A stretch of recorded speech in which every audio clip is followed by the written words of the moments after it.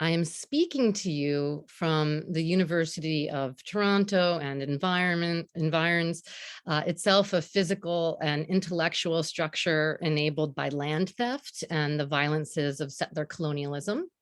And I speak to you as a white settler of this land, which is the territory of the Huron-Wendat and Petun First Nations, the Mississaugas of the Credit River, and the nations of the Haudenosaunee Confederacy.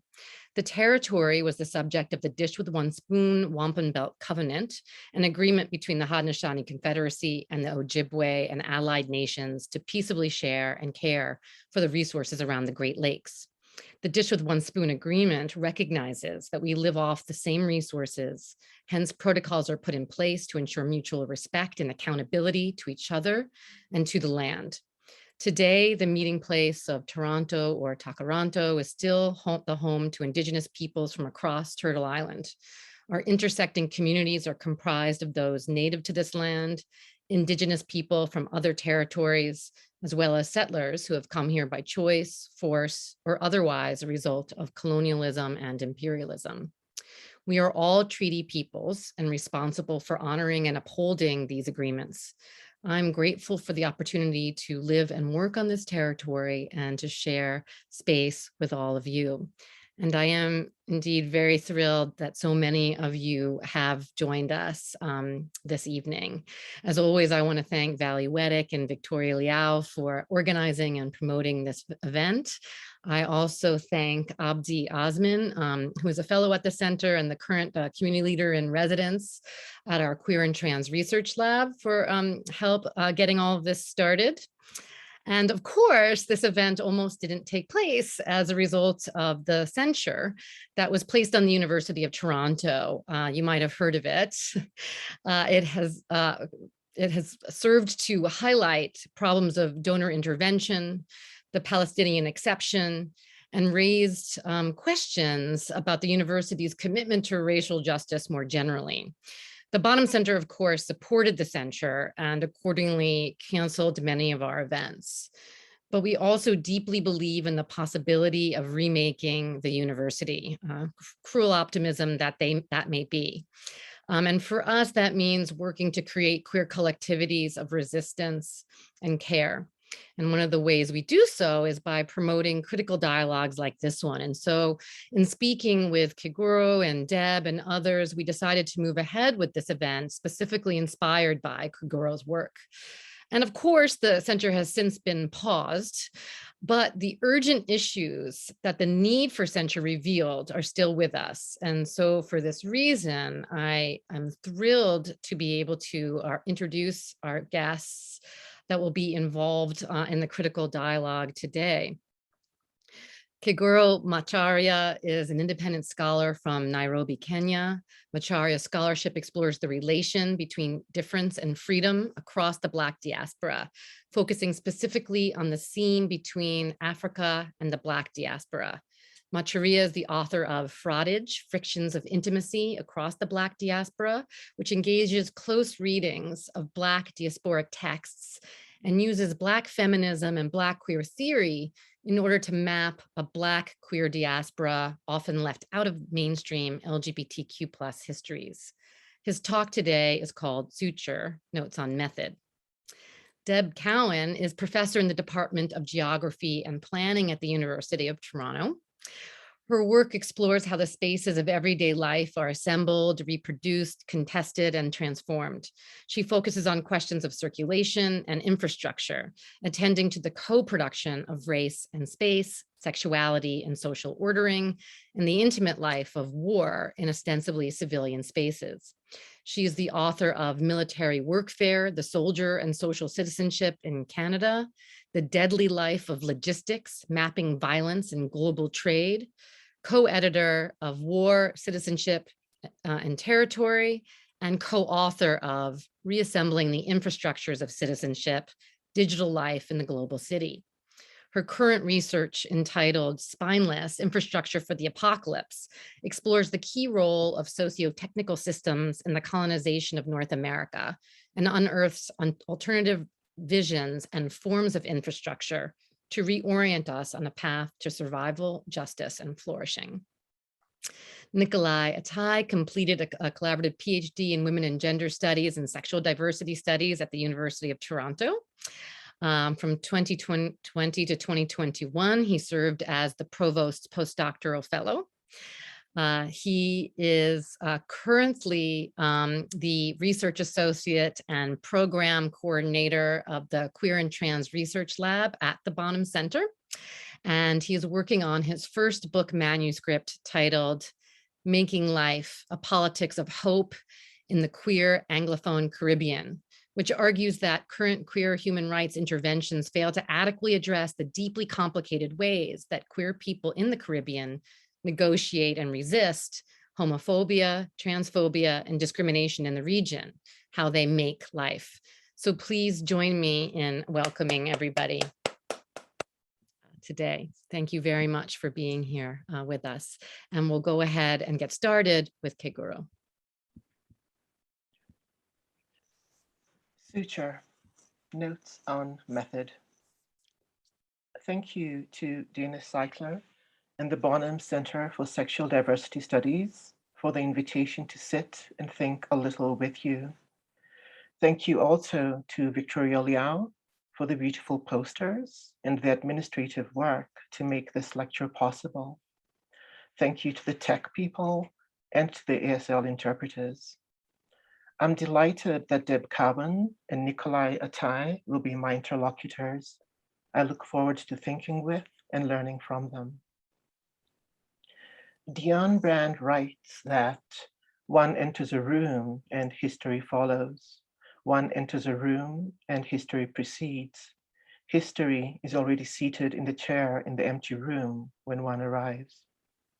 History can be daunting, even frightening, and I now make it a practice never to enter a room alone. I enter holding the names of people whose thinking and dreaming and writing accompanies me. I offer 7 names here: Grace Musilla, Christina Sharp, Matthew Morrison, Petals Kalule, Rinaldo Walcott, Neil Msangi, Lutivini Majanja. There are many other names. I offer these as one way to map the terrain of my thinking. I invite you to write down the names of people you want to accompany you during this meditation. We are still in a global pandemic, in various postures of grief and rage and exhaustion and relief and suspense. So I thank you for the gift of your attention. I ask that you give yourselves permission to drift in and out, to listen when you can, to be distracted when you have to, and to be absent when you need to be. I do not want to think about this pandemic as a bureaucratic impediment. I want to name how grief marks our words and sentences and paragraphs and listening and writing and learning and teaching. In what feels like an unending season of loss, repair has felt impossible, even as we know it is necessary. This is where I start. This is where I invite you to linger. I received this invitation and accepted it before a censure was placed on the University of Toronto by the Canadian Association of University Teachers in April 2021. I cite from the censure webpage. Relying on undisputed evidence contained in a report by Mr. Thomas Cromwell, CAUT concluded that a donor's objections to Dr. Valentina Azarova, based on her scholarship on Israel's occupation of the Palestinian territories, influenced the university's decision to rescind an offer of a position as director of the International Human Rights Program.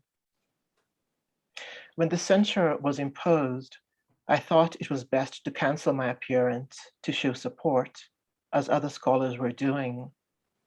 When I mentioned my concerns to Dana, we agreed on a format that would honor the terms of the censure. I'm very grateful that Deb Cowen, one of the organizers behind the censure, is one of the respondents today. In mid-September, the censure was put on pause as an offer of employment was offered to Dr. Azarova, who subsequently declined it. As the organizers of the censure noted, an offer of employment was only one of the demands made to repair the relations the university had harmed. I begin by recounting the circumstances under which I wrote and I'm giving this talk, because institutions too often use lectures such as this one to absolve themselves from harms they have caused. Outside speakers from minoritized backgrounds are to come in and speak about everything except what happened in the institutions that invite us. We are to perform disconnected knowledges from our distant archives while ignoring the unhealed wounds in the spaces we enter. This is not repair. This is not suture. So I begin my talk by affirming my solidarity with University of Toronto students, faculty, and staff who continue to seek repair from the institution. A preamble. At the start of the COVID-19 pandemic, face masks were in short supply. And so individuals and groups, amateurs and experts, retirees and children learned how to sew masks. Masks were donated to students and health workers and strangers.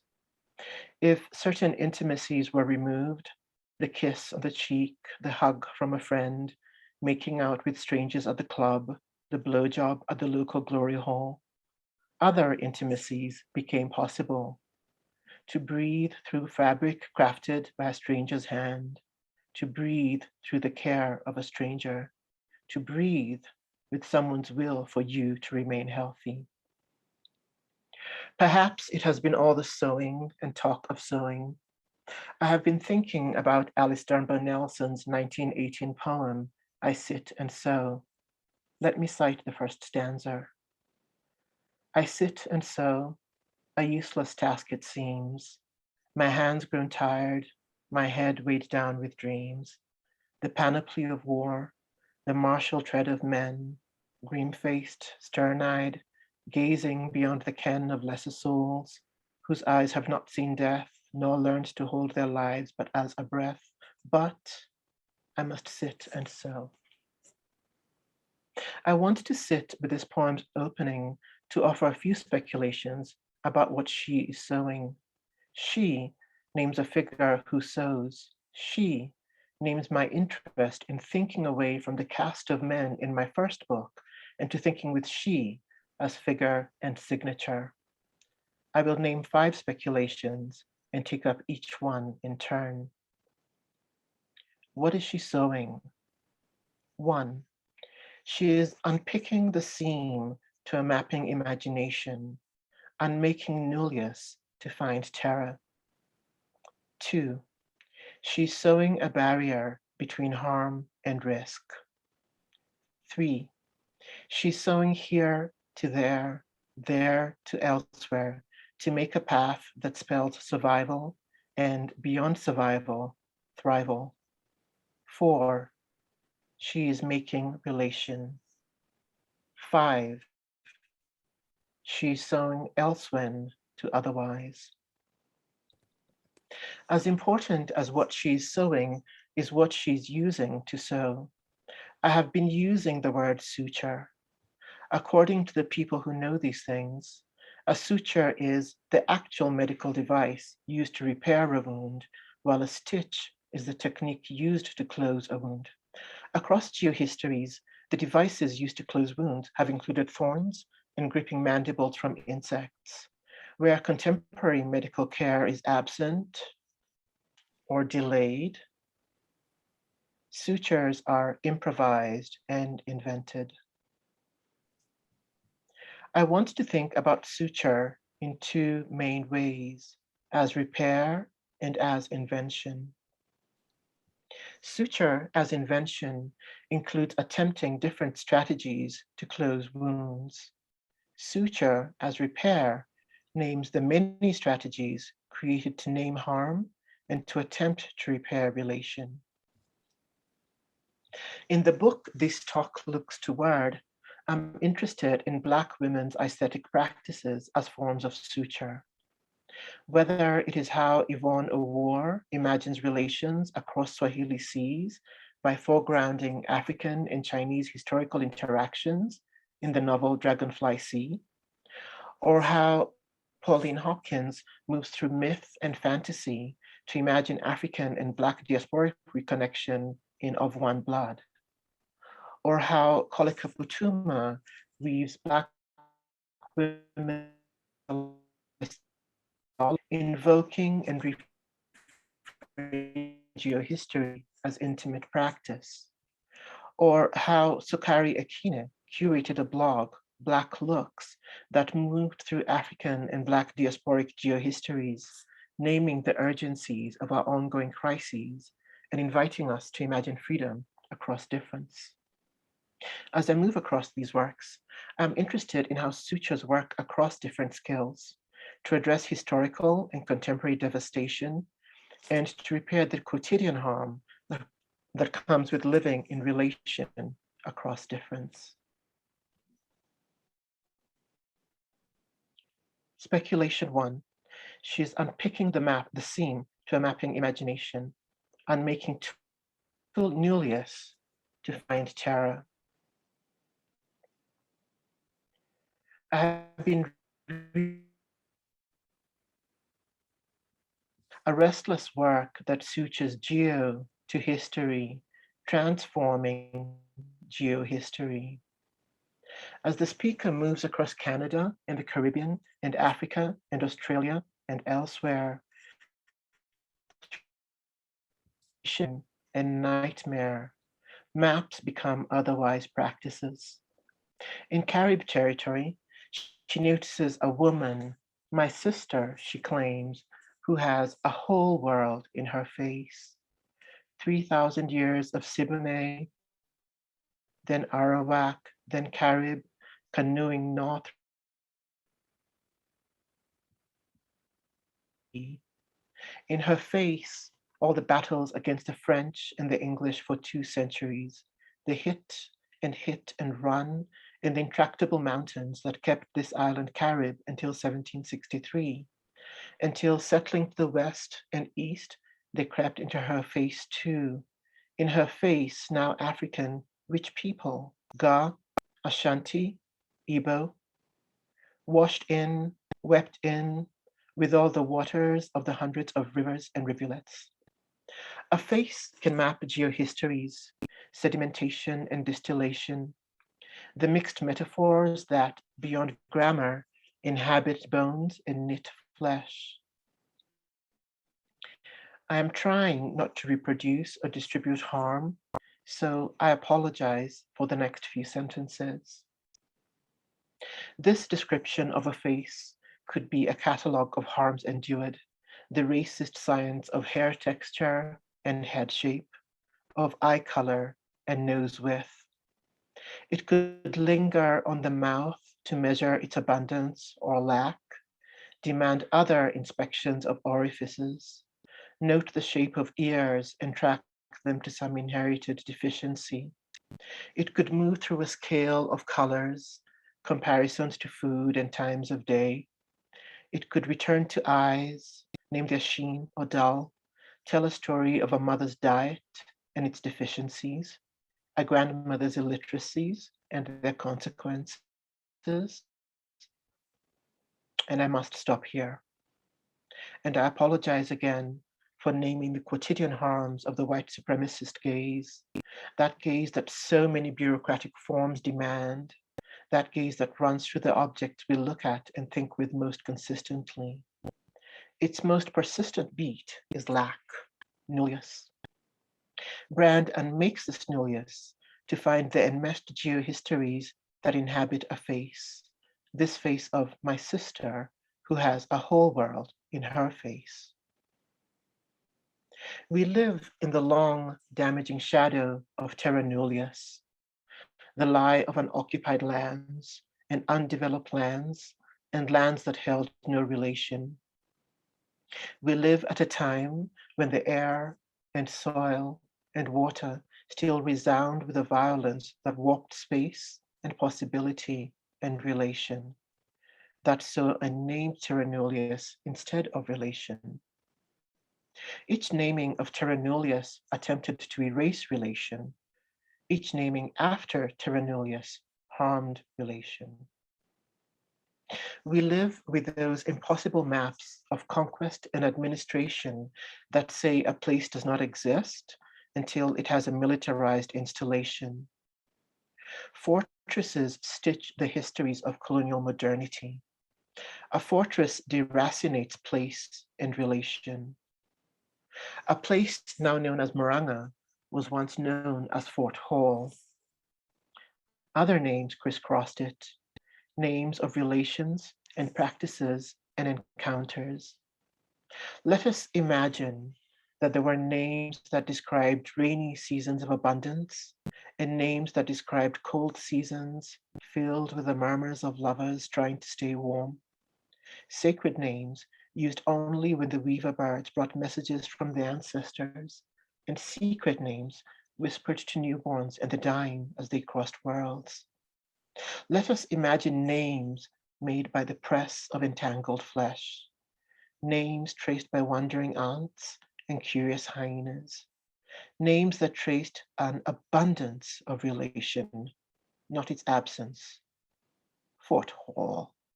These absurd ideas that places can be owned, that they are not sites of relation and abundance. She is unpicking nullius to find Terra. I wrote that sentence thinking about how Yvonne Award names the Swahili seas. These are seas of relation, seas navigated by relation. Maps of navigation exist as song and poem, as rhythm and relation. They are passed down and around through relation. Listen to how the songs and poems tell you to move. Listen to how they tell you to get home. Listen to how they tell you to leave home. Listen to how they tell you to stay home. Perhaps we can refuse our unmaking, demand the fullness of other names. Yet, refusal does not unmake the stitching of colonial modernity. Forts and administrative units and punishment and textbooks and colonial maps are devices. We cannot simply say no to these things that have stitched our imaginations to our tongues, our histories to our flesh, our relations to their impossibilities. And to unstitch is not to make whole or discover uncorrupted. It is to risk making edges that have forgotten they can be in relation. Imagination to flesh, flesh to air, air to water, water to there to now, now to here to song, song to bird, bird to seed, seed to word, word to earth. To learn the language of Terra, which is the language of relation across human and non-human difference. And I am still learning how not to be afraid to move into chant and lyric, into sound and rhythm as ways to think and write and imagine relation. But I am afraid. I have been reading Dion Brand's A Map to the Door of No Return to learn how sutures are made and used, how maps are unmade and reimagined.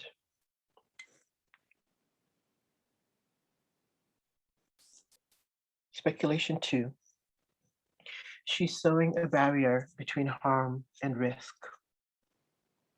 I return home to practices that might not be described as care. My mother's generation of women sent their teenage daughters to boarding school. Many of these boarding schools were colonial relics, places devoted to civilizing young African girls. The Kenyan writer Lutivini Majanja writes that some of these boarding schools started life as detention camps for Kenyan freedom fighters. In these detention camps, freedom fighters were put on strict life schedules that were supposed to turn them into docile subjects. Their days were arranged into repeated segments: wake up, work, eat, work, pray, eat, sleep. I have left out the arbitrary punishments that sliced and punctuated the days. These practices of creating docile subjects were retained by Kenya's post-independence boarding schools. Students wake up, work, eat, work, pray, eat, sleep. And the punishments are similarly arbitrary. I will not name them. My mother's generation of mothers, some of whom had attended these same boarding schools, sent their daughters to these boarding schools. In doing so, they were sowing barriers between harm and risk. When their children were younger, these mothers had noticed the uncles and grandfathers and cousins whose eyes moved with familiar hungers. They had noticed the ones who loved to invite girls to sit on their laps, the ones who stood a little too close. They had noticed the family friends whose visits increased in frequency as girls turned 8 and 9 and 10, uncles and cousins who issued more invitations as the girls turned 10 and 11 and 12. They noticed the eyes that followed the girls as they walked to the kiosk to buy milk and bread and eggs. A friend would call a friend to ask if they knew of a good school. A good school removed girls from some quotidian risks. It was not a guarantee. But perhaps in the company of peers, a girl might develop languages and strategies for warding off the harms that stalked her. A girl might find a crew to walk with or religion to cloak around herself. She's sowing a barrier between harm and risk. Given the ubiquity of violence against girls and women in Kenya, what kind of barrier can one sow? What barrier might suffice? I speak here not about my mother's failures, but about the impossible choices created by patriarchy. A barrier can be a story not told, or a story half told, or a story fabricated from this and that, so that the hearer might shape a kind of life, without carrying certain burdens, without imagining themselves broken and breakable. I learned to think about stories that shape lives by reading Angelina Weltgrim Kay's 1916 play, Rachel. As the play opens, around 17 and lives with her older brother Tom and their mother, Mrs. Loving. As the play opens, Rachel knows that white supremacy presses on the world she inhabits. She tells her mother, "We sing a song at school, I believe, about the land of the free and the home of the brave. What an amusing nation it is." The United States is an amusing nation. We must hear the bitterness in that description. Yet this bitterness does not flavor what Rachel wants from the world, and above all else, because of her mother's love and care, Rachel wants to be a mother. I pray God every night to give me, when I grow up, little black and brown babies to protect and guard. Rachel imagines shaping a kind of life. Rachel's mother, Mrs. Loving, has fabricated a barrier between the past and the present so that her children might imagine and shape a kind of life. She told them that their father and older half-brother George died. She has never told them how they died until the first act of this play, many years after their deaths. She tells Rachel and Tom that their father and half-brother were lynched by Christian people in a Christian land. We found out afterwards they were all church members in good standing. After this revelation, Rachel, who had wanted to be a mother more than anything else in the world, abandons all plans to bear her own children. She cannot imagine bearing a child she cannot protect from harm. A fabric is torn, a story is told, a life assumes a different shape.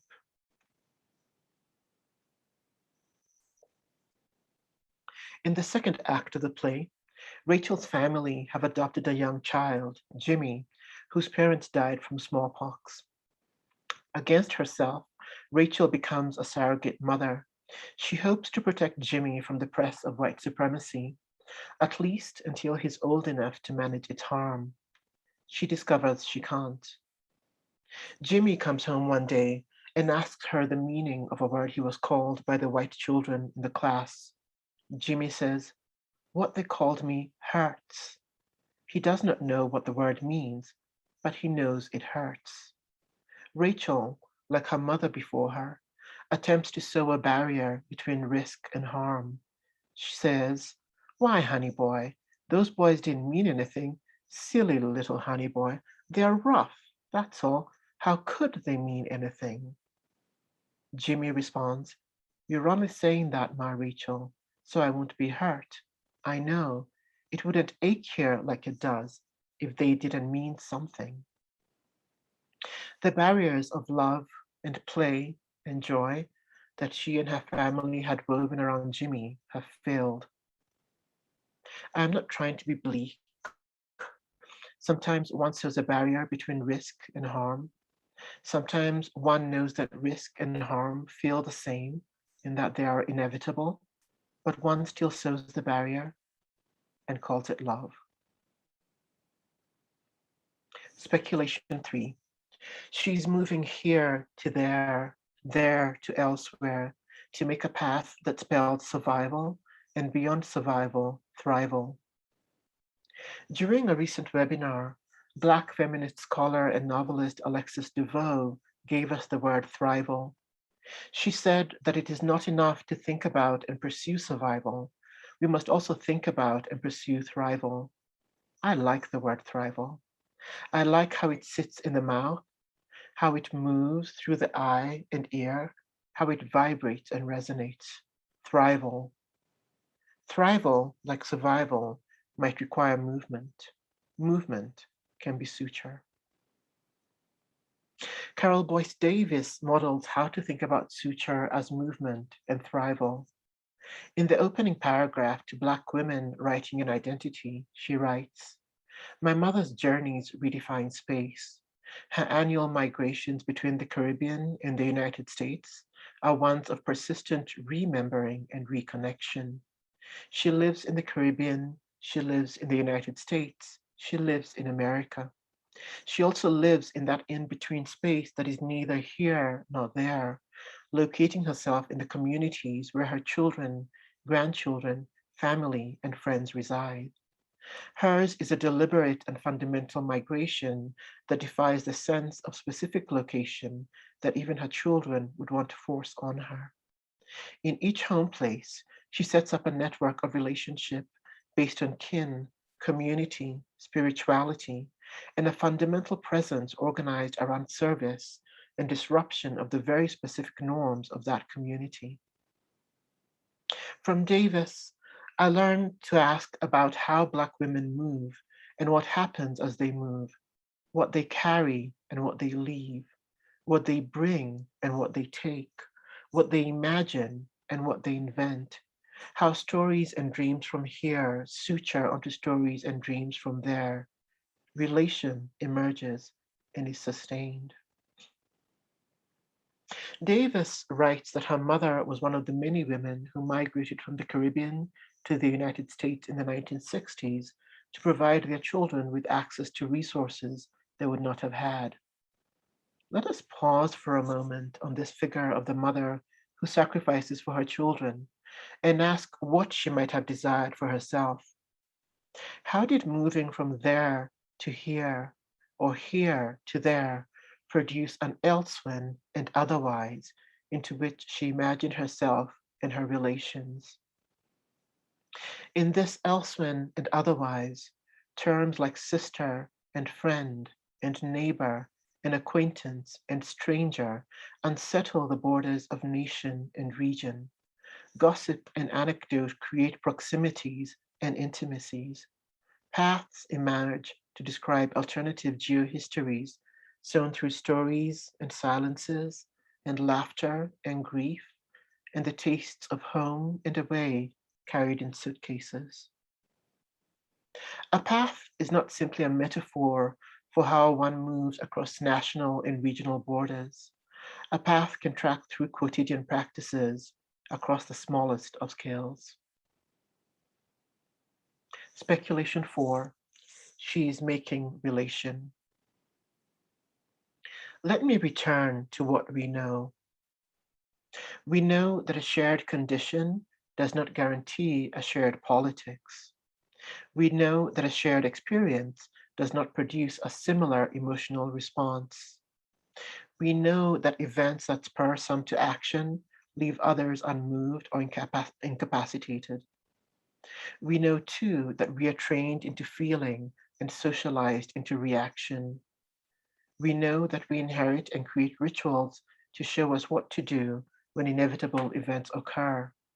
We know too that we cannot anticipate everything, so we imagine and create what we need as we experience the unexpected. I want to pause on that we, to ask how it comes into being and what sustains it. I want to linger on what it means to make relation, not to simply assume that it persists without ongoing work. I want to think about the gendering work of making relation. I always return to my aunties, so let me mention a few. I'm thinking with the auntie who married into my mother's family. She was despised by my mother and her sisters, but she showed up to every family occasion and worked alongside those who despised her. I'm thinking about the auntie who started dropping off porridge when she saw that we were overwhelmed with daily guests. We served that porridge instead of making endless cups of tea. I'm thinking about a group of women who visited my mother several times a week during the final years of her life. They always sang her favorite songs with her to conclude the visits. I'm thinking of the aunties who would call my mother when she was bedridden to share the latest gossip and scandal, to keep her tethered to the social. I'm thinking of the auntie who sent a daily Bible verse. None of these practices were simply repetitions of the same. Each one had its own press and texture, its own flavor and stillness. Each felt like a stitch, a making, a crafting of relation.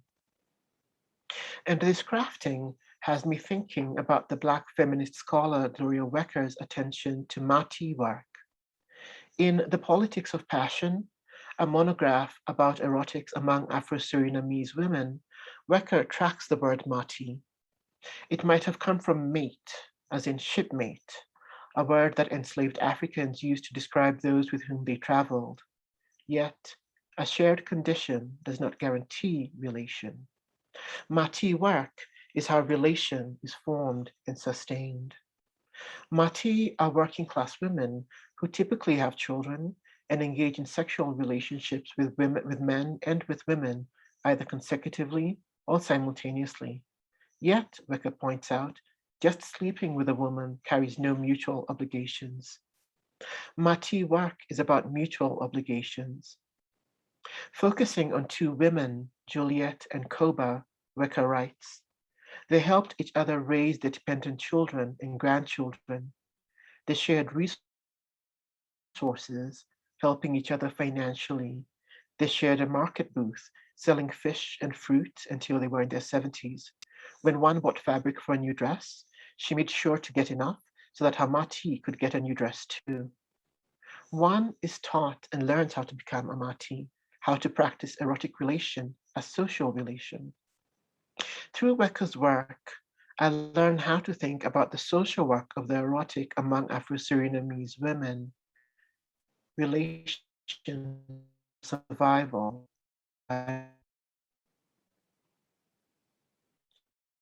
five, elsewhere to otherwise. I can't get over Pauline Hopkins's 1903 novel of One Blood. For over a decade, I have smuggled it into every draft I have written. It almost never survives revision, but it haunts every writing. It directs how I think about the power of speculation. Of One Blood begins during the post-Reconstruction period in the US, a moment when the hopes that emancipation might transform into freedom are crushed by the unrelenting violence of white supremacy. It might be the first work of speculative fiction written by a Black woman. I think of it through two characters, Deontay Lusk, a daughter of the New World who sings its melodies as a member of the Fisk University Singers, and Candace, a queen from an ancient line of queens who lives in the hidden city of Tel Assar, located somewhere in Ethiopia. Hopkins, a daughter of the New World, writing during post-Reconstruction, tries to imagine a life for Deontay Lusk, a woman of unknown parentage who sings like an angel. But the quotidian and spectacular violence of the New World persists in this afterlife of slavery. Deontay Lusk is in an accident, loses her memory, and cannot live to the end of the book. There is no future for this daughter of the New World. In Tel Assar, a hidden city, a fantasy located in an old world, a queen called Candace lives aware of, but outside the press of white supremacy. As one of her advisors explains, we are a singular people governed by a female monarch. All have the same name, Candace, and a council of 25 sages who are educated for periodical visits to the outer world.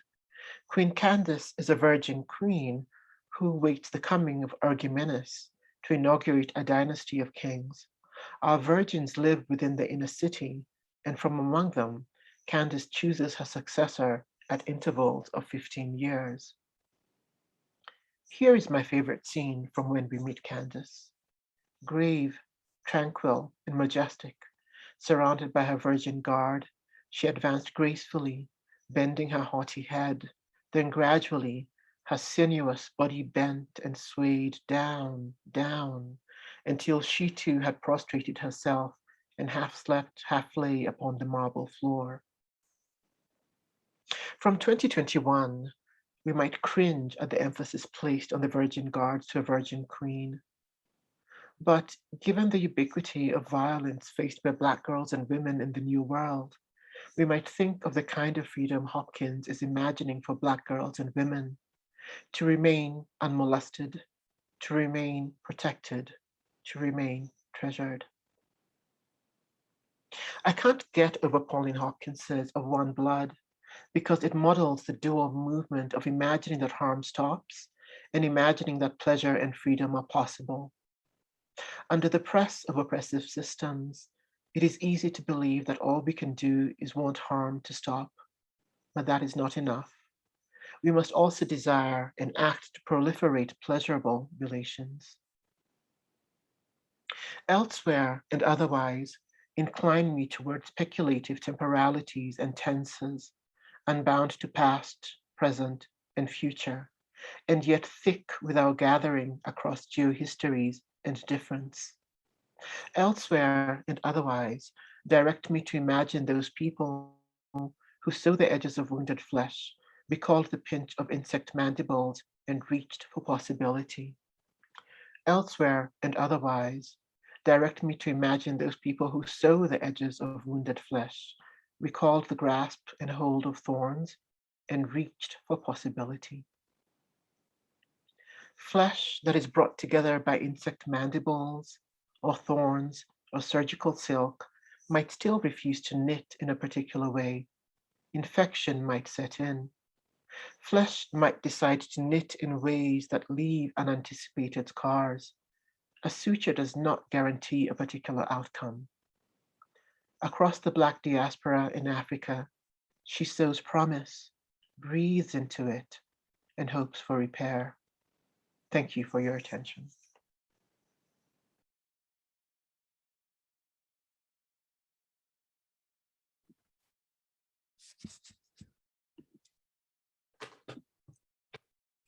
Thank you so very much. I'm going to welcome Nikoli and Deb back to the Zoom room.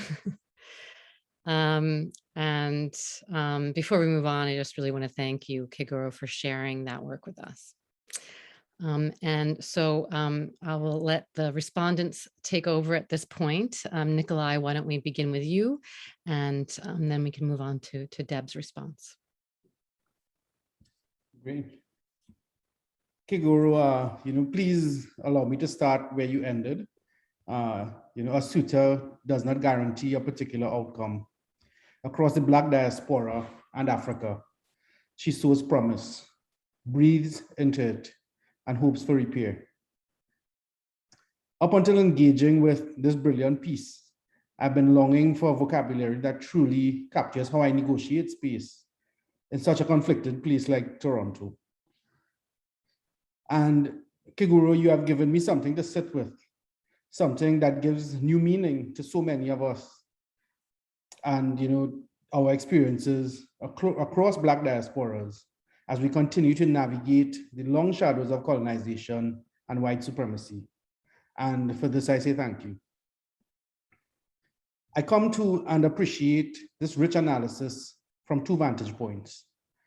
First, as a Black queer man from the Caribbean living in Toronto, and secondly, as a scholar and activist working with queer communities in Trinidad and Tobago.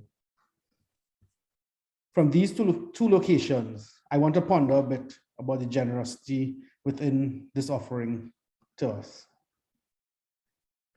Macharia invites us to contemplate how loss and grief brought on by the pandemic allows us to think deeply about new kinds of intimacies that emerge in response to seemingly impossible acts of repair. He takes slow and careful time to walk us through a journey of making, unmaking, and remaking across geohistories, allowing us to reflect on the work that it takes to suture, the work of bringing things together and even keeping them apart. Macharia's clever use of Dunbar Nelson's poem, I Sit and Sew, sent a whirlwind of emotions my way as I confronted how I too am continuously making sense of the places and spaces that I occupy. For many people like myself, this act of repair remains a practice of hope, especially when these spaces that we navigate, the spaces we occupy, the spaces we disrupt, remain places of loneliness, intimidation, and instability. Macharia draws our attention to the significance of maps that are created with the intent to restrict and inhibit. This attention to maps reminds me of how we are deeply affected by them. And as he says, forts and administrative units and punishment and textbooks and colonial maps are devices. We cannot simply say no to these things that have stitched our imaginations to our tongues, our histories, to our flesh, our relations to their impossibilities. He reassures us, however, that within these very maps, we can find other geohistories that come together to help us cope. And this is a radical practice of hope. We often need to recreate new ones in order to exist differently in relation to these legacies.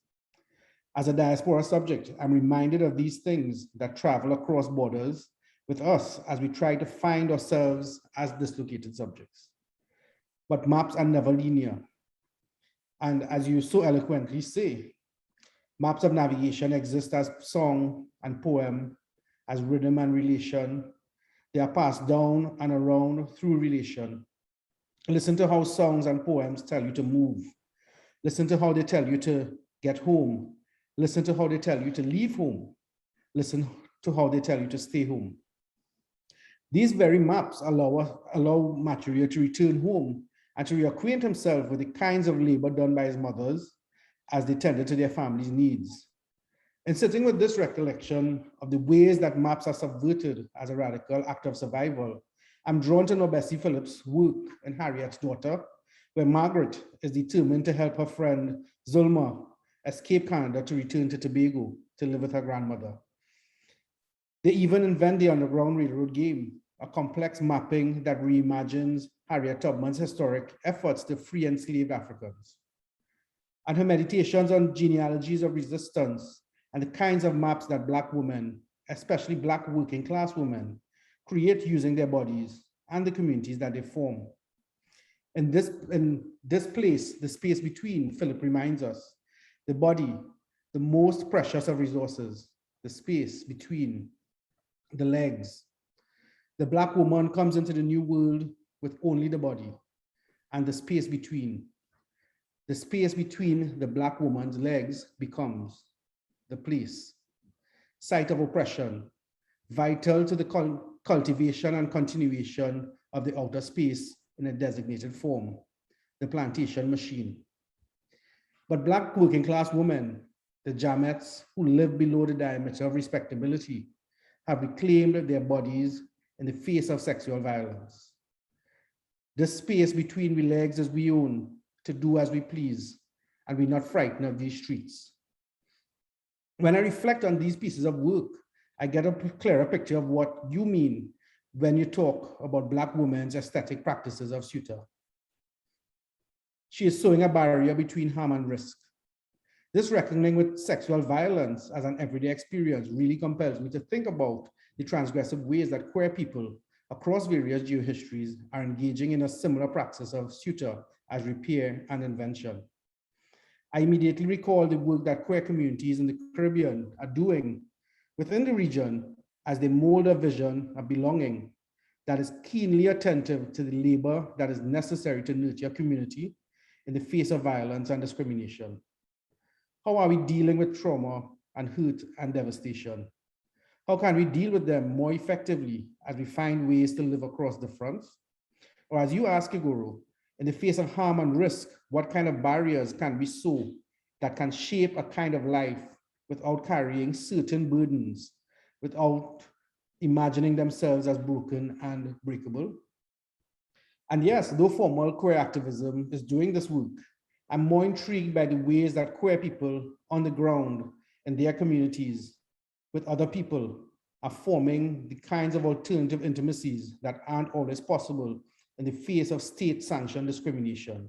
And worse yet, intimacies that are mediated by the pandemic and the increased militarization of space and place. In my own work, Making Life in the Queer Caribbean, I'm attentive to this kind of care that queer people take in their communities as they recreate maps to navigate volatile terrain.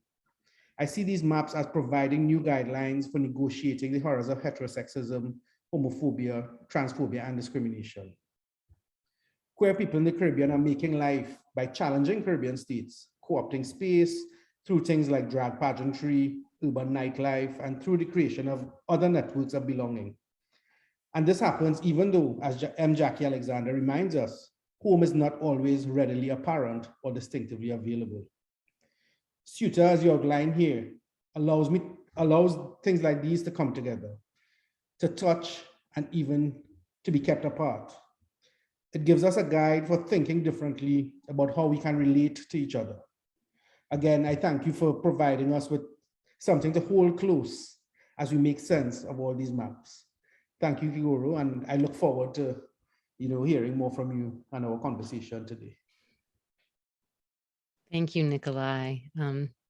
Deb.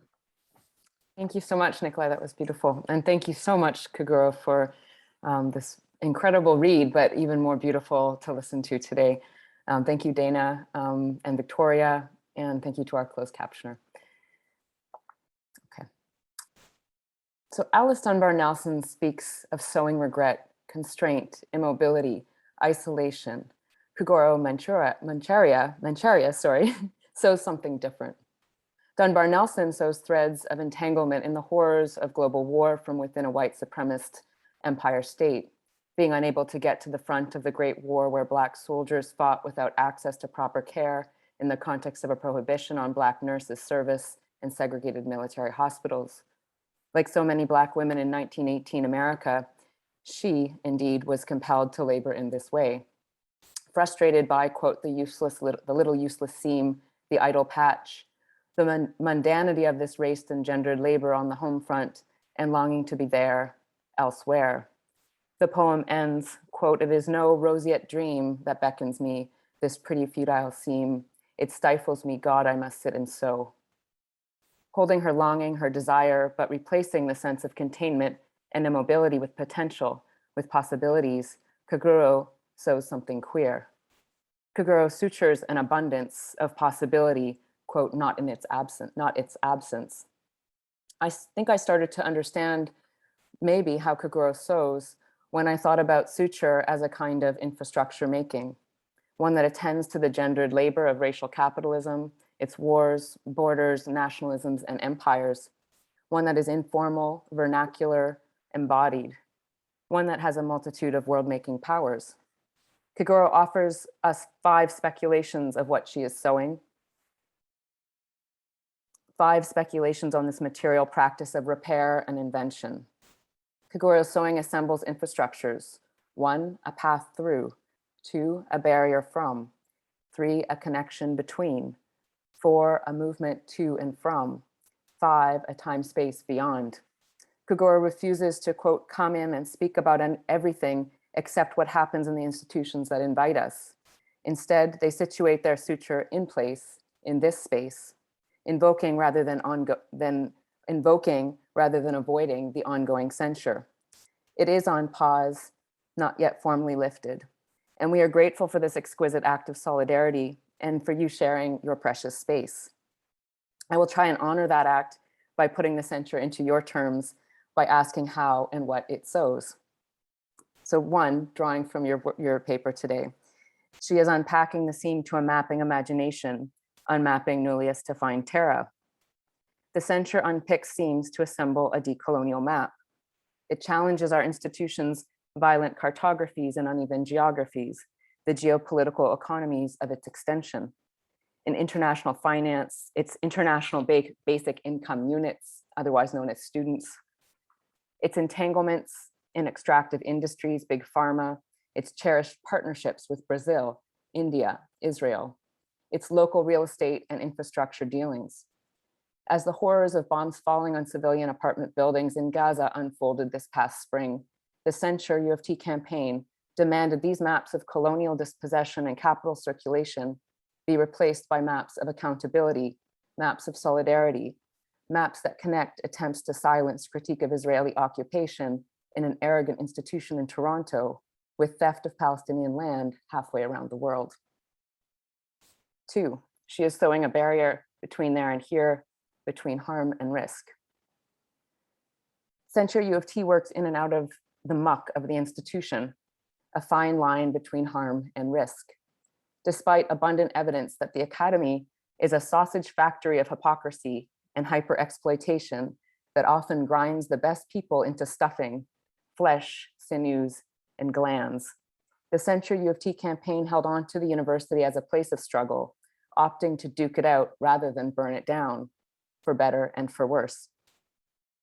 3, she is sowing here to there to elsewhere, to make a path that spells survival and beyond survival, thrival. The Censure campaign assembles infrastructures of movement, of movements, a path, a road to somewhere else. The far-right pro-Israel lobby has been working feverishly against the proliferation of Palestinian solidarity on our campus. It makes them mad that U of T is the birthplace of Israeli Apartheid Week. They are livid that our grad students union created a BDS committee. They have written reports about it. They have written columns about it. They have written to our university president and even our prime minister. So when the law faculty proceeded to hire a director for its international human rights program, who believes that Palestinians have rights, have human rights, and that Israel must be held accountable to international law, the lobby got busy. They threatened to cut off an important lifeblood, the support of the so-called Jewish community. Of course, that mythical community they invoked didn't include a lot of us Jews. They called the censure itself anti-Semitic, even as Jewish faculty have played a leading role from the start. Perhaps the greatest victory of the censure so far is that there's never been so much conversation about Palestine and Palestinian rights on our campus. And while our institution presents itself as a leader of the EDI industrial complex and brags incessantly about how reconciled it is, the conversation about the censure has exposed their hypocrisy, that they are only as woke as their donors. Censure U of T assembles a different path. Our earliest actions, the first acts of solidarity, were led by Black scholars who connected the dots of anti-racism and anti-colonialism. Indigenous scholars picked up the baton, then passed it to Palestinian students, Jewish faculty, and queers on campus. Centre U of T is itself multiracial, multi-faith, unexpected, and queer. The Centre campaign has enacted relations that refuse to mirror the institution's smug arrogance, its addiction to hierarchy, and its deep contempt for actually questioning anything. We humbly sew stitches, along with so many others, of a university where anti-colonial life can survive and thrive. 4, she is making relation. Organizing with academics is like herding crickets, challenging, unpredictable, almost impossible. Our institutional culture is closer to Succession or Game of Thrones than it is to the chair. This has its effects on us as well as them. The Centre has been intense, consuming, in some ways defining. It has been daily work for many of us for months. In that daily work, we've practiced being in community together. Some of us didn't know each other in February, but now we talk at all hours of the day and the night. It sounds hot, maybe, but this is all happening over Slack. We've spent gobs and smacks of time organizing, debating, calling, writing, editing, recruiting, meeting, and negotiating. We've had sticky moments, awkward ones. We've learned. We've walked through the losses of loved ones around the world when it was impossible to be near, COVID. But we have built relation, and as Abdul Malik Simone reminds us, people are infrastructure. 5, she is sowing elsewhere to otherwise, elsewhen to otherwise. Keguro, what if refusing to sow is also perhaps paradoxically a means of sowing futurity and possibility? You suggest that refusal does not in itself, quote, unmake the stitching of colonial modernity, but in the act of refusal, the deeply material collective labor of sustaining a stand, new relations, maps, intimacies, and possibilities emerge. Mohawk scholar Audre Simpson suggests that in rejecting outright the entire paradigm of colonial thought, value, and action, refusal opens up, quote, a possibility for doing things differently. Tina Kemp sees refusal as, quote, a rejection of the status quo as livable and the creation of possibility in the face of negation. She invests in, quote, using negation as a generative and creative source of disorderly power to embrace the possibility of living otherwise. In her engagement with the powerful spatial practice of refusal, the blockade, Anishinaabe writer Leanne Simpson tells the story of the beaver. This beautiful creature that blocks some flows, enabling new ecologies to flourish. The censure was a refusal of the Palestine exception, a refusal of donor power, a refusal of administrators and managers who offer up the institution to the highest bidder. It is a refusal that we hope, though, through which we have felt new possibilities for collective life breathe on our campus. I want to thank you, Keguro, for the gift of this time and space, for the gift of your talk, which helps us all to value the reparative and inventive labor of the Suture anew. Thank you. Thank you so much to all three of you. One thing I will say is that we are using the Q&A function on the webinar. So those of you that have questions, please type them there and I will read them to our panelists. I see that there are already a couple of questions that have been posted, and maybe in the meanwhile, as people are writing their thoughts, Keguro, you might want to take a moment to respond to your respondents. I will. Thank you both for both of those, and I think especially for the generosity with which you mapped their geohistories and expanded them way beyond what I was able to think with. To think both about Caribbean queer lives in the Caribbean, but also the lives of those who move and are trying to, Nikoli, I think one of the words you said are lonely and sometimes afraid and are trying to find a way to make sense of something. And Deb, thank you so much for your work with the censure and for giving flesh to what, for me, in some ways are still kind of abstractions, and that I'm still trying to work through. And you've given me other ways to see where this work might go. And perhaps I'll just say that I always hope that whatever work I do can move in ways I could not have imagined. And that for me is the greatest gift, and a way of just being in relation. So thank you both. Okay, that's wonderful. So I'm going to turn to the questions. And again, those of you here in the audience, please go ahead and type any questions that you might have, and we'll get responses for you. So this first question is from Anjali Arandakar. And she's asking Keguro, is suture equally overture and rupture then? Thank you, Anjali. I love your questions. They always make me sit with my own brain and go, I don't know, I'm not sure. That's great. So two things. One, I think I want to stick pretty close to the flesh right now. And I'm not sure why yet. I just know that that is sort of my impulse. I mean, I kind of know why, because we're in a pandemic and people are dying, and there's just a lot of ways that the wound has become more palpable than I think it has been for a while, for more of us than we'd have hoped for. The other response, which is not quite so flippant, that wasn't flippant, but the other response is that, yes, in terms of scale, right? And so there are two scales in this talk, which is one, just the quotidian practices of repair, and two, the scale of devastation. So I do think on the scale of devastation, or what Badura Lagra called catastrophe, suture has to be both overture and what is the other word? Rupture. It has to be both rupture and overture. But because I'm interested in how to craft relation and what devices are to craft relation, I then have to think about, well, how might rupture be a kind of device that might create a kind of relation? And I'm not yet there, but thank you. I'll think with that.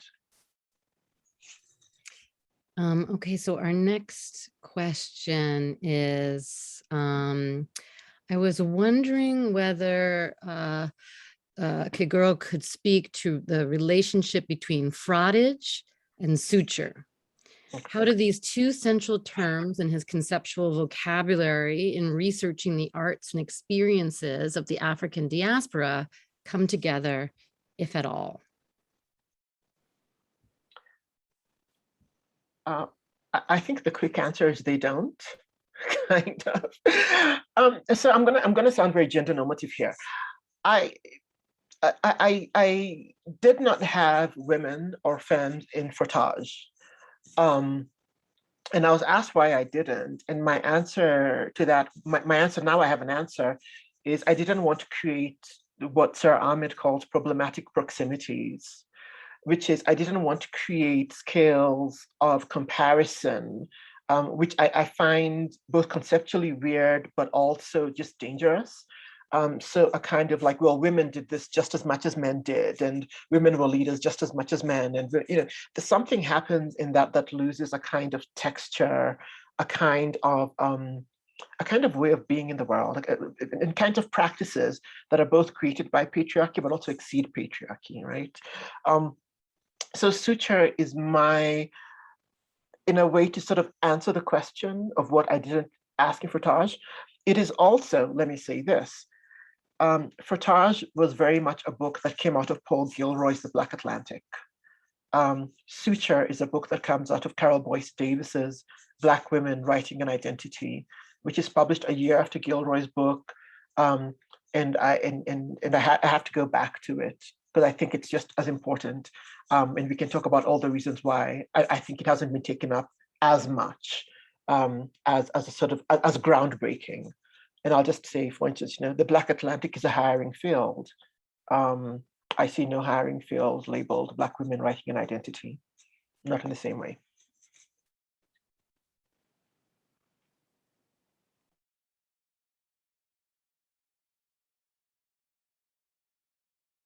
Sorry, I was muted. This next question is from Joseph Pierce. Hi, all. This was wonderful. Thank you. I'm thinking about the very material aspects of these interventions, suturing and bleeding and pricking accidentally, perhaps. So I'm wondering about the opening up of methods, as you say, Keguro, speculations that bring us to the very tactile interventions, which, as we also see, have broad epistemological possibilities. In other words, how do we suture while bleeding? That's a beautiful question. That's a gorgeous question. I think the heart of this, and Joseph, you're in my running notes to this talk, even though I don't mention you in person, but the people who've seen the talk know that you're there. So thank you. So I'm trying to be very silly, not silly, I'm trying to be kind of, what's the word? Not sophisticated, simple about this, which is my sense that suture always needs relation. That, unless you're Rambo, and you're just going to pick up something and sew your skin yourself, there always has to be someone else. And that might not be a relation with necessarily someone who's there, but it could also just be a relation to the past. Who said that you could pick up a certain insect, right, and use its mandibles? That is a relation to a knowledge that's inherited. So I'm not yet sure how to deal with the idea of bleeding yet. I mean, suture is an attempt to, and I also don't want to get biomedical about it, which is weird because, all of this is sort of like, well, you can't say suture without being biomedical, but I kind of don't. So I'm going to have to think a little bit about that, right? Because for bleeding, we could also put in pus, right? We could put in a whole range of things that ooze and leak and make it difficult sometimes even to see the edges of where wounds might be, right? Of where sutures might be made. And you can imagine a sort of blind stabbing, and which might need to happen in an emergency. So I'll have to think a little bit more just about what it means to be doing this. But of course, the suture medically is always done where there's harm, right? It's always done when to prevent bleeding, I guess, to give flesh. But perhaps it's. Let me think about that, Joseph. I'll catch you in the DMs. This is from Jade Hui. I'm here today as someone interested in Buddhist studies, and it's been amazing to be reminded of what sutra even means. Without grounding our understanding of repair based on lived experiences, Black and queer, we risk losing sight of the manners in which we engage with suture. Wondering if the contents of this talk would be open for citations, formal or informal.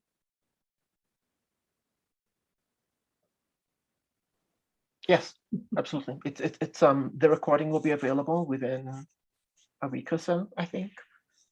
Absolutely welcome to cite it. And also thank you for bringing that in, for bringing in sutra, and what that opens up. Okay, I'll keep reading. Sutures bring pieces together and closer, and maybe make them heal. This is from Matt Strang. Make them heal, grow together. But after sutures are gone or removed, a scar is left and becomes part of the new geography. How might scars figure into your thoughts on sutures? Thank you so much for your talk. It also says. Yeah. Thank you. That's a great question. I'm still trying to think about scars because I'm focused on the work of repair. I think I want to linger on what a suture as a device might be, right? Rather than think about what a stitch as a process might be. And there's a whole, so when I was preparing for this, I went down the WebMD thing because I was trying to be responsible. And which got me into, the different kinds of sutures that are used and the different kinds of materials and the ones that dissolve into the flesh and the ones that have to be removed. Some of this talk, I have to say, is also about, having your wisdom teeth pulled, and they put they stitch in your mouth, which is why one of the lines in the thing is like, suture sits in my mouth. So I want to be very palpable about that.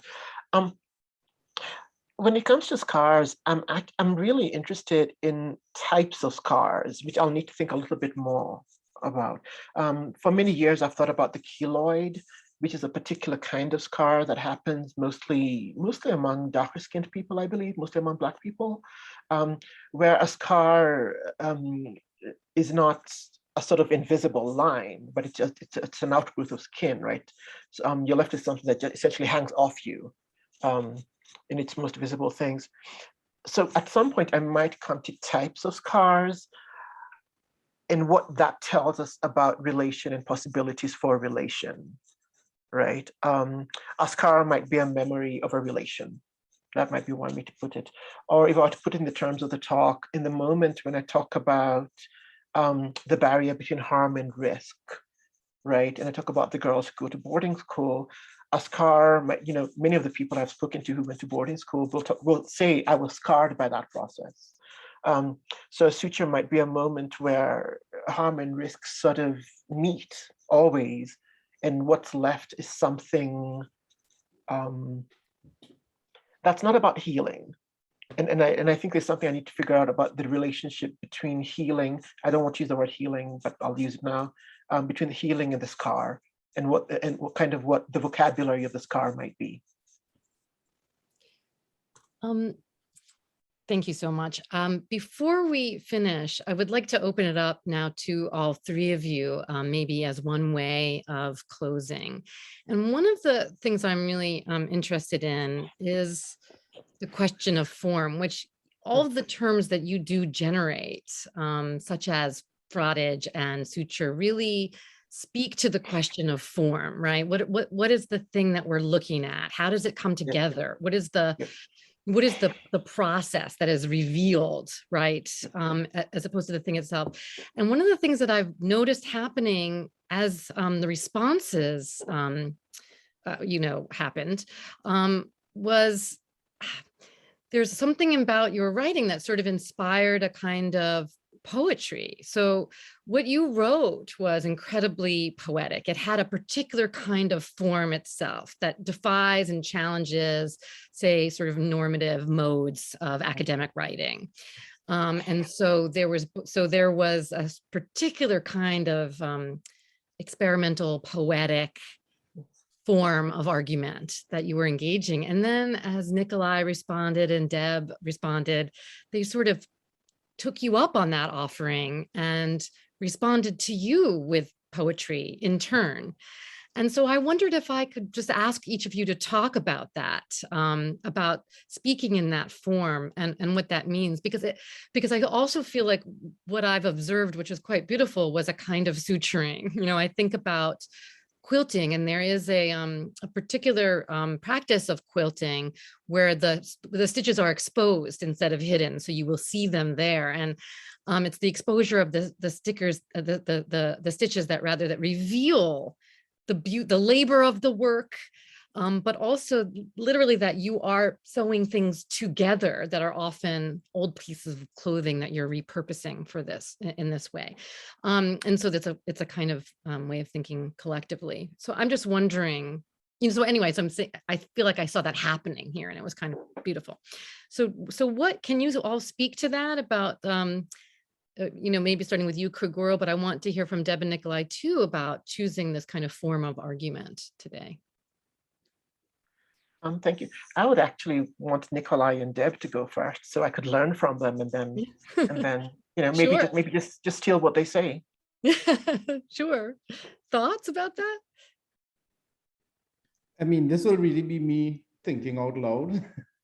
But as I read the work and I kept going back to that part where you talk about just navigation and movement and thinking about song and poetry and how they teach us to move or to stay put or to really just negotiate and navigate. And I find myself sitting with that part, thinking about the work I do and the messiness of dealing with queerness in spaces that are considered to be so violent and so volatile. And I think for me, that's what really speaks volumes to me. It really reminds me that the ways we relate to each other are definitely aren't linear, but definitely messy. There's a lot of back and forth movement, and that's the poetry for me in the kind of work that we do and kind of work that queer communities do, right?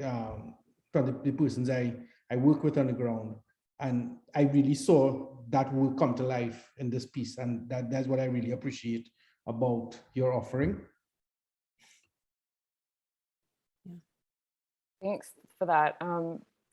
It's funny. I didn't think about my response in terms of poetry. I was so excited about all the geography the last few that days. As well. There was a poetics. Yes, absolutely. But I mean it is the poetics, the spatial poetics here made this something that, at first when you take on another thing that you don't know how you're going to get it done, like when you're just trying to schedule your life.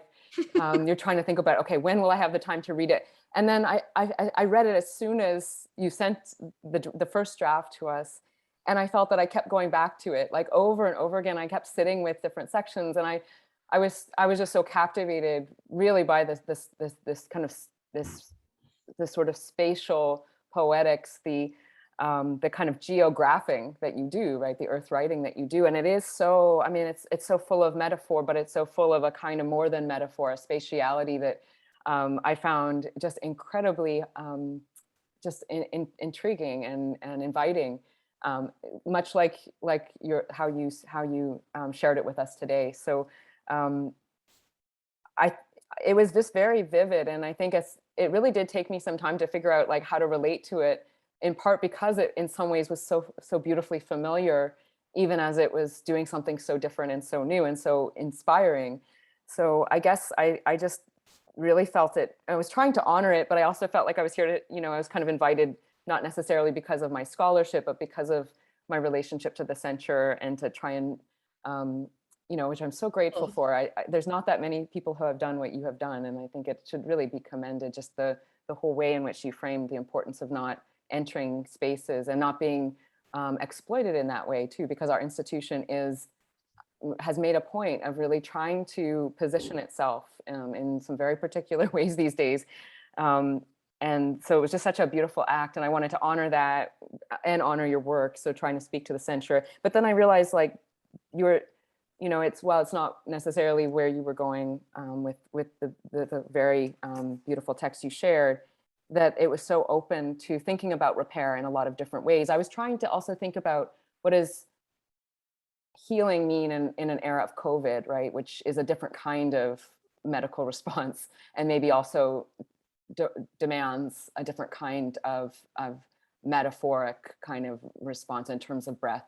But you also engage that in the text in various ways. And I think, when thinking through path, barrier, this very, very material labor was just so captivating and helped me to also, make sense of the work we've been doing in a way that was also very reparative for me personally. So I want to thank you for that. But I hope that I can now throw it back to you, Keguro, and maybe you've had a moment to think through something to respond with. Thank you. So I'll say just two things I've been thinking about. I've been thinking about invitation. I've said this in other talks, but I've been thinking about invitation and what it means to make academic work inviting. I have friends on here who are poets and who are fiction writers and who are artists in other domains. And I think the world of the webinar has opened us up to think about what does it mean to invite others to think with us. That's one. And the second is, I'm firmly in the call and response tradition. I really am. Increasingly, I am, especially as we've done more things. And so to provide a space where a call can be met by some kind of response. And then the final thing I'll say is I've been reading Dion Brand for over a year now in different works, and thinking about how form creates my own form. So there's a lot of her form and thinking and way of inviting us. Well, I'm learning from her. So Dion Brand is sort of the mind and the sort of form that I'm trying to I don't know, one cannot adopt it, one can simply, or emulate it, one simply responds to it. That's what I'm trying to do. Okay, so we're at the end of our time. There are a few questions we were not able to get to in the Q&A, and so we will save those and send them to you so that you have them and can choose to respond after the talk. I want to thank all three of you for participating in this event. Keguro, thank you so much. Zooming in all the way from Nairobi and joining us here, Deb and Nikoli, for your beautiful responses. And I would also like to thank everybody that attended the talk today for sharing this time with us. So thank you very much. And I hope you have a good rest of your whatever time of day it is for you.